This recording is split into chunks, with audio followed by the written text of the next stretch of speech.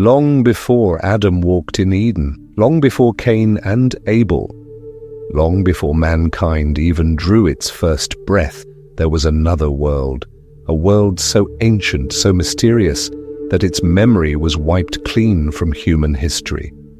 Yet the ruins of this world remain. Its fossils are buried deep beneath our feet.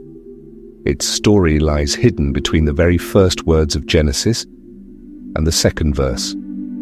Today we explore the mystery of the pre-Adamic world, a world ruled by Lucifer before his fall, a kingdom of unimaginable beauty shattered by pride, rebellion, and divine judgment. This is the hidden history. Lucifer's kingdom before Adam. Genesis 1:1 says, "In the beginning, God created the heavens and the earth." This is perfection, beauty, order. But in the very next verse, everything changes, "And the earth was without form and void, and darkness was upon the face of the deep." Genesis 1:2. Why would a perfect God create something broken, chaotic, and void? Did God fail? No. Scripture itself declares in Isaiah 45:18, "For thus saith the Lord that created the heavens, God himself that formed the earth and made it. He hath established it, he created it not in vain, he formed it to be inhabited." If God did not create the earth empty and chaotic, how then did it become so? This puzzle gave rise to what many call the gap theory, the belief that there is a vast span of time between Genesis 1:1 and Genesis 1:2. In this view, the world we know today is not the first earth, but a recreated earth, restored after a catastrophic judgment.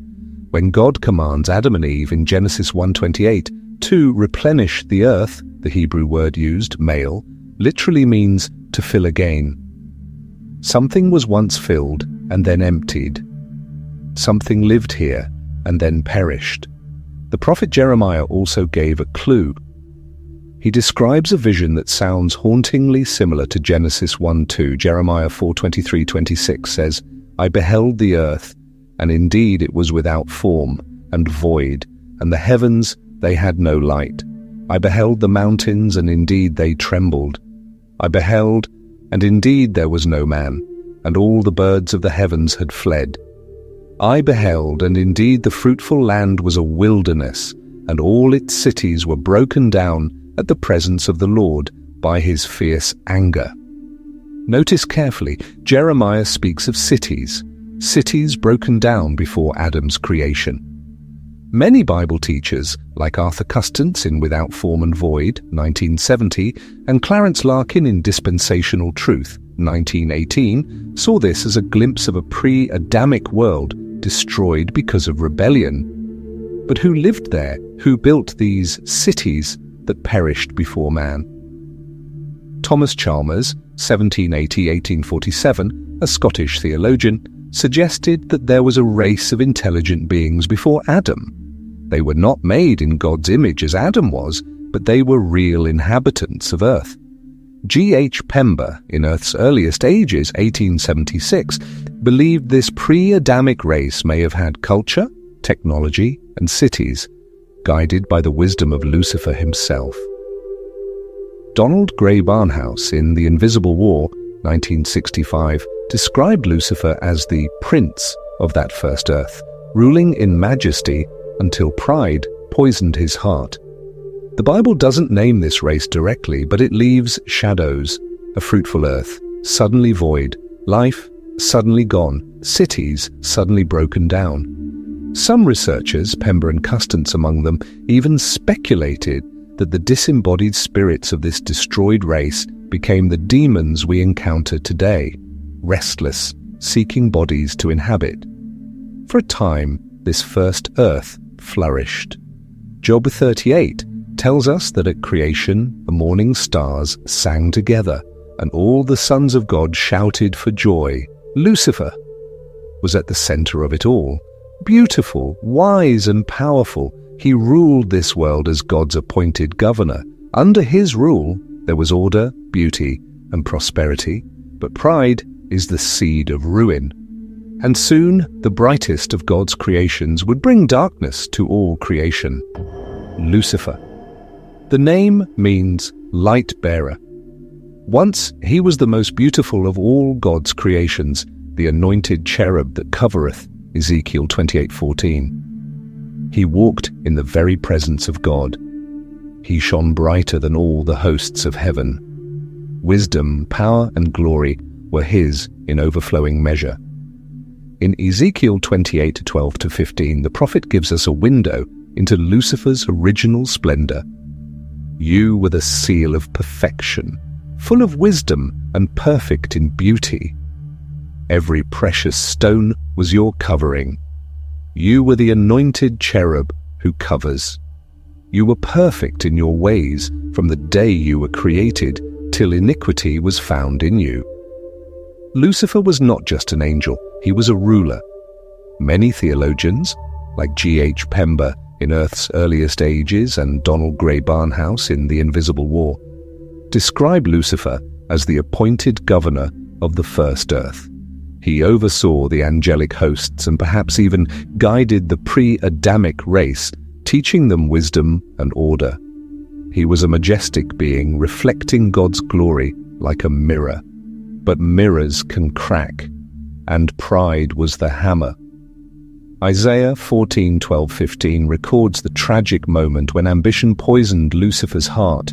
I will ascend into heaven, I will exalt my throne above the stars of God. I will sit also upon the mount of the congregation. I will ascend above the heights of the clouds. I will be like the Most High. Notice the repetition. I will, I will, I will. Pride shifted Lucifer's gaze inward. The light bearer no longer wanted to reflect God's light. He wanted to be the source of it. This was the first sin in all creation. Pride, rebellion, treason against the throne of God. Revelation 12:7-9 reveals that Lucifer's rebellion was not private. He deceived a vast number of angels, a third of heaven's host, and led them into open war against God. And there was war in heaven. Michael and his angels fought against the dragon, and the dragon fought and his angels, and prevailed not. This cosmic battle left scars not only in the heavens but also on the earth. Many researchers, like Clarence Larkin in Dispensational Truth, taught that Lucifer's rebellion directly triggered the destruction seen in Genesis 1:2, the earth without form and void, drowned in watery chaos. God's response was swift. The once beautiful earth, filled with life, was plunged into ruin. Jeremiah 4:23-26, which we saw earlier, describes the aftermath. The earth without form and void, the heavens darkened, mountains trembling, cities shattered, no man left alive. This wasn't Noah's flood. Noah's flood preserved mankind, animals, and the framework of the earth. But this earlier catastrophe, it's sometimes called the Luciferian flood, but it was total. The very heavens lost their light as the first world was wiped out. Lucifer's throne was cast down. His kingdom lay in ruins. He who once ruled in glory was now a fallen king, stripped of his light, shrouded in darkness. Lucifer, the morning star, became Satan, the adversary. His beauty turned to corruption, his throne to ashes. Cast out of heaven, judged on earth, he became a wanderer, plotting revenge against the Creator who humbled him. And this revenge would not be aimed directly at God, for Satan cannot dethrone the Almighty. Instead, he would strike at God's new creation, the one made in his image, mankind.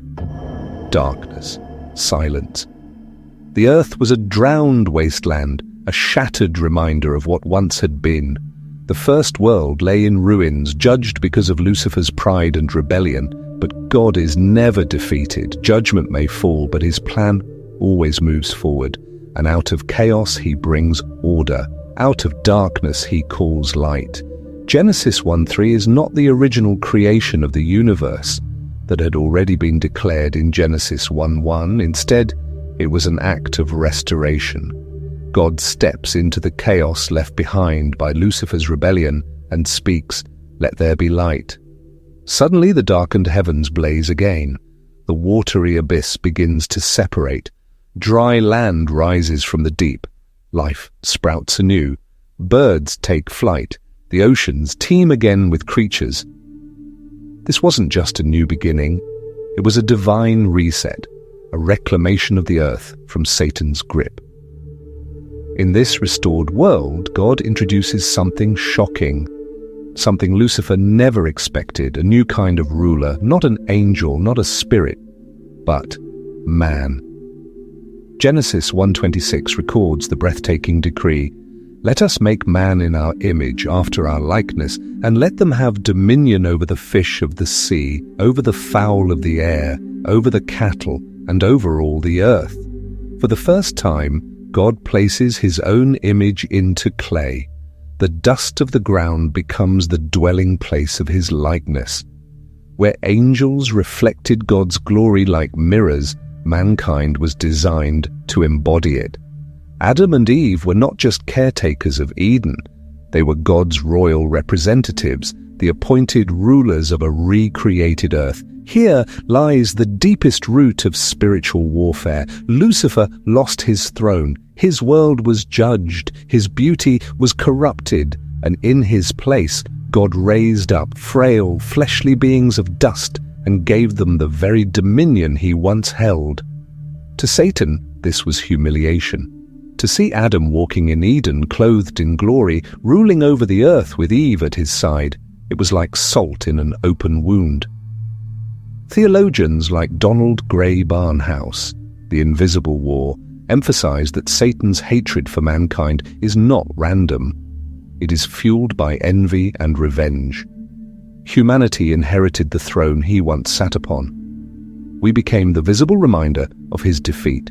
Psalm 8 marvels at this divine exchange. "What is man that thou art mindful of him?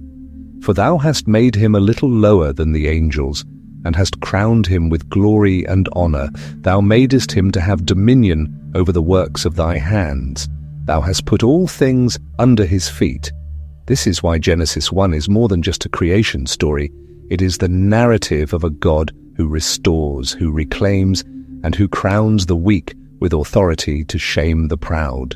Adam stood as the ruler of the earth, the priest of Eden, the image of God among creation. But this reign was about to be tested, for Satan, bitter and dethroned, was watching. The pre-Adamic world had ended in judgment. A new age had dawned. But the battle between God and Satan was far from over. In fact, it was about to enter a new and more dangerous chapter, one in which humanity itself would become the battlefield. Satan had lost his throne once. Now he would do everything in his power to make sure mankind lost theirs, and so the serpent slithered into Eden. The mystery of the pre-Adamic world is not just about ancient history. It is about understanding God, his justice, and his plan for the future. The Bible is not silent about cycles of rebellion, judgment, and restoration. And the pre-Adamic age, though hidden between the lines of Genesis, may be one of the greatest examples of this divine pattern. Some may wonder, if God knew Lucifer would rebel, if he knew destruction would come, why allow it? The answer lies in the very nature of God. He is love, and love cannot exist without choice. The pre-Adamic beings, like angels, were given freedom. They chose rebellion, and judgment followed. But out of that judgment came a greater revelation of God's power, the recreation, the beauty of Genesis 1, and the rise of man. It is the same lesson humanity still learns today. Freedom is real, but so are the consequences of sin. When Jeremiah saw the earth without form and void, Jeremiah 4:23-26, he was describing not creation, but destruction. A world once alive, now silent. Cities gone, no man left, birds fled. The pre-Adamic judgment shows us this. God will not tolerate corruption forever. His patience is great, but his justice is sure. Just as he judged that world, just as he judged the flood, he will also judge this present world. Adam was more than the first man. He was the symbol of God's reset. the image-bearer chosen to succeed where others had fallen. This is why Satan targeted him so fiercely. This is why the serpent entered Eden. And this is why Christ is later called the last Adam, the one who would restore what the first Adam lost. The pre-Adamic world reminds us that Adam's story is not isolated. It is part of a much older war, one that began before Eden itself. The pre-Adamic world also points us forward. Jesus said in Matthew 24:37, "As it was in the days of Noah, so shall it be also in the days of the Son of Man." Before his return, humanity will again descend into deep corruption, into violence, deception, rebellion against God. In many ways, we are already seeing it unfold. Just as the pre-Adamic world fell under judgment, and just as Noah's world drowned under the flood, so too this present world will face fire. The lesson is clear: history repeats itself, and God's justice always prevails. You are not just a random soul in history. You are part of a cosmic story stretching back before Adam, before Eden, before time as we know it. Lucifer envies you because you carry something he lost, the image of God, and the potential for eternal redemption through Christ. The pre-Adamic world shows us the seriousness of sin, but it also shows us the beauty of God's plan. From ruin, he brings restoration. From ashes, he brings glory. The world before Adam fell. The world of Noah fell. And this present world will one day be judged. But there is hope. In Christ, we are promised a new heaven and a new earth where there will be no more death, no more sorrow, and no more pain. This is the ultimate lesson of the pre-Adamic age. Kingdoms rise and fall, angels rebel, worlds collapse. But God's purpose never fails. And in the end, his redeemed children will reign with him forever.